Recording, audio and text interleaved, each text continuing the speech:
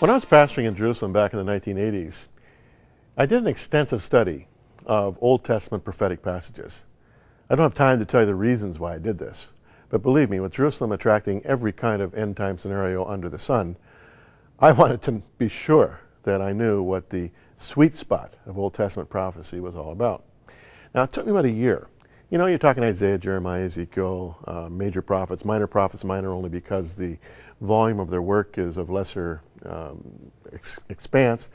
But then you've got prophetic passages in Psalms. You've got them pretty much everywhere in the Old Testament.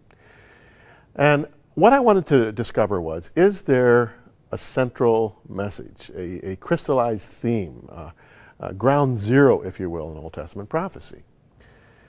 Well, it didn't take me long to discover that there is. In fact, a good example would be, try reading Isaiah, for instance, without running into the Old Testament prophetic call to righteousness and justice on every second page. Righteousness and justice, righteousness and justice, righteousness and justice. It's like a broken record. And interestingly, the same Hebrew word is used in both cases. When it refers to the fulfillment of the vertical relationship with God, the word zadka in Hebrew is translated righteousness. When it refers to the fulfillment of the horizontal relationship with neighbor, is translated justice. Righteousness, justice. No call to religion, no call to piety, no call to the performance of duty, or some of the very powerful core values of corporate worship, as valuable as all of them may be. Bottom line, righteousness and justice is what the Old Testament prophets keep calling the people of Israel back to again and again and again and again. Now, interestingly, in Matthew, Mark, and Luke, a young lawyer comes to Jesus and asks him essentially this question: what's at the bottom line? What does God expect of me? And Jesus answers, first of all, by saying, "Hear, O Israel, the Lord our God, the Lord is one." In Hebrew, that's called the Great Shema, the great confession of the Jewish faith. Light to the Gentiles, if you will, in a polytheistic world. But then Jesus goes on to say, "And you shall love the Lord your God with all your heart, soul, mind, and strength. As second is like unto it, you shall love your neighbor as yourself."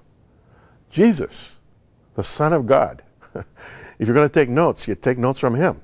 He's the one that reiterates what the Old Testament prophets had been saying for centuries. What God requires of us is righteousness and justice. It requires that we fulfill the relationship with God, and we fulfill the relationship with neighbor. Now, a lot of Christians are very strong on the righteousness side of the equation. In fact, take pride in it. But increasingly, I think more and more of us are learning to rediscover the justice side of the equation. Scripture says, righteousness and justice are the foundation of your throne, O God. That's Psalm 89:14. A very powerful statement. And so when I focus on righteousness and justice today and throughout the course of this month, I'm focusing on what I consider to be the DNA of true religion and undefiled. And when I say true religion and undefiled, I'm quoting the King James Version of James 1:27. True religion and undefiled. What is it? To visit the orphan and a widow in their distress, justice seeking, and to keep oneself unspotted from the world, righteousness seeking. Righteousness and justice. Righteousness and justice. If we can get this message into the very core of our thinking, it will absolutely transform our faith and our performance of faith. A guy doesn't commit adultery if he's righteous and just. A person doesn't steal from his employer if he's righteous and just.